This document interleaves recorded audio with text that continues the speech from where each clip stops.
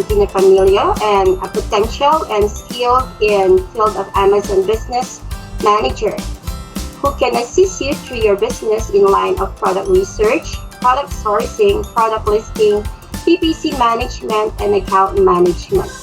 Well, my objective and mission is to obtain productive and profitable products that can increase the sales and profit of your business. Let's talk about this profit and loss. Here's how I compute it. These are just my observations, more on the presentation part. So, nice introduction, yes. But make sure that if you are presenting to the client, you can make use of transitioning slide. So you don't need to scroll. Okay? Because that can be, for some, that can be annoying.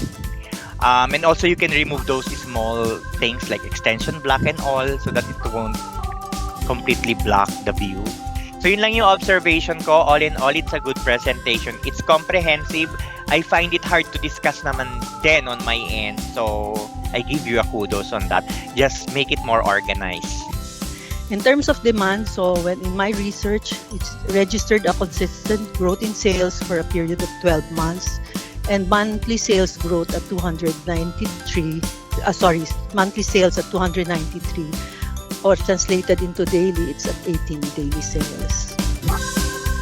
And then also again in my research, there are only 3 active sellers and then less than 1,000 product listing.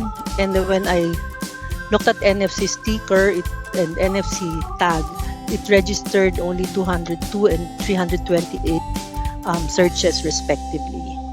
And lastly, these are my strategies. Run an automatic PPC campaign for 1 to 2 months. It could be more depending on how the result will be, to collect data, followed by a manual campaign for another 4 to 6 months to manage the e-cost. And you do not sound a newbie at all. So it's like you. you're telling me that, hey, I'm new, I don't have any client as of yet, but the way you presented your business plan, in a span of 11 minutes, wow, it's really a wow experience. And so it was actually a lot of hard work, Yes. I keep on going back to your videos so I can put this together. It just doesn't show, but it's really a lot of hard work for me. Yeah, and you cannot come up with having this type of business plan without really learning the ins and outs. Because if I am your client, says Anna, I would definitely hire you right off the bat. Just I hope that will happen. For the listing, good job for putting some how to use it manual on the package, because Yes. that would, although alam naman natin sa foreign na hindi nila babasahin yon, but still it's a good job on That's that. why in the packaging I have parang what you call an idiot-proof stuff, how you can use it, yung meron lang ng mga icons. Parang because the product is medyo intuitive, so parang it's good also to just show it in a snap. Parang Correct. You are intelligent when it comes to doing that. Either you can do it by flowchart or by word. Some nerds read it, but some are more on the visual. So good job on that. yes. Good job. I like it that you add some research on the insights of the winning product. It makes it more credible. It adds to the credibility of the winning product, which is the NFC tag sticker.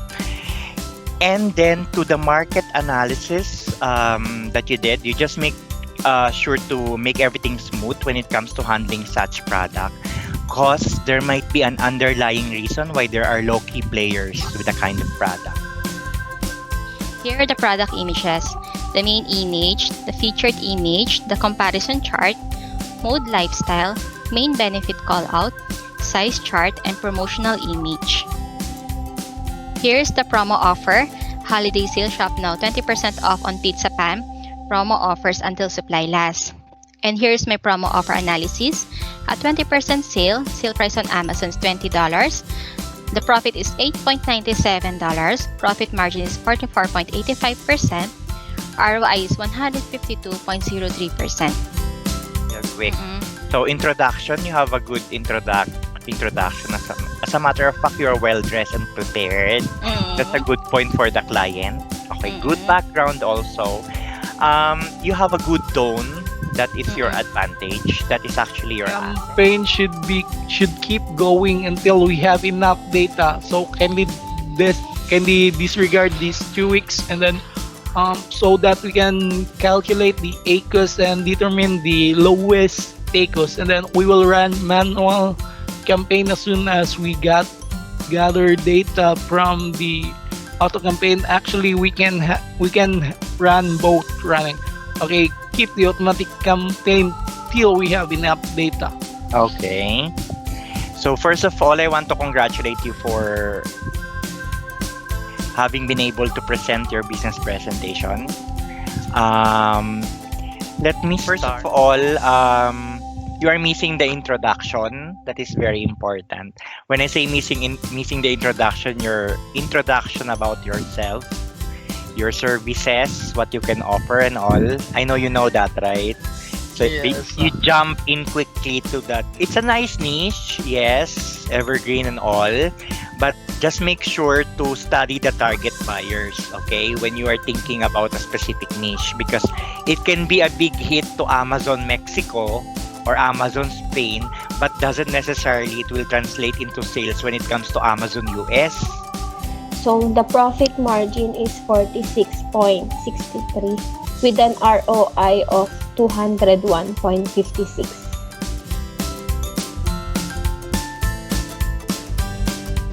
Okay, so this Husoguneng new material,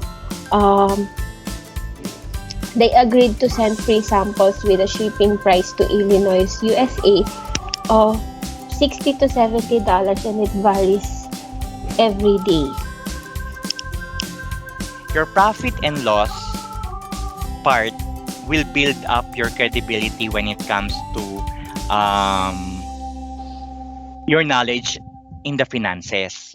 That is very important to build yourself on that part. Okay? 'Cause it's money. Money matters. So that's very important. So that the client will think that you know what you're doing.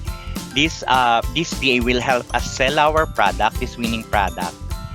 So you need to discuss more on the product profit loss.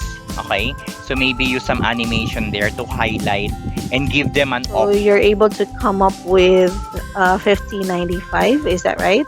Yes, yes. Okay. So checking on the competition, I've seen that basically for that particular item, it's on average. Though there are also competition like they only offer it for the price of $12.99, something like that. And almost similar with the product that you're offering. The winning product, it's a foldable yoga mat. This is an ungated product. The size is small and lightweight, and in terms of profitability, it is high. It will give high profit and better return on investment.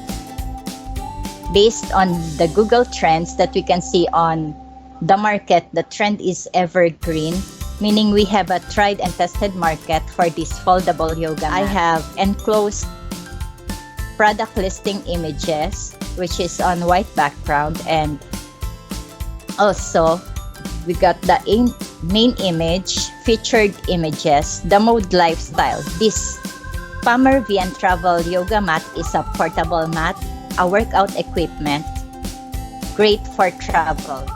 For the competitors' analysis, Amazon shows 206 listings only for the bucket lid mouse shop. This item that I saw on Helium 10 has only 49 ratings and below 4 stars, or 4 stars out of 5. While this brand, Rhine Shop, it only has 4-star rating. Alright. It's an interesting niche, Happy Mouse. Okay. So on your introduction, that's a good point because your tone is audible. Alright, when I say audible, it's understandable. Easy to listen to and to to digest whatever you are discussing. Okay. Good job that you started with the broad niche, which is garden and lawn, right? Yes, Patio or lawn something. garden. And then you went through your bucket lid mouse as your specific niche.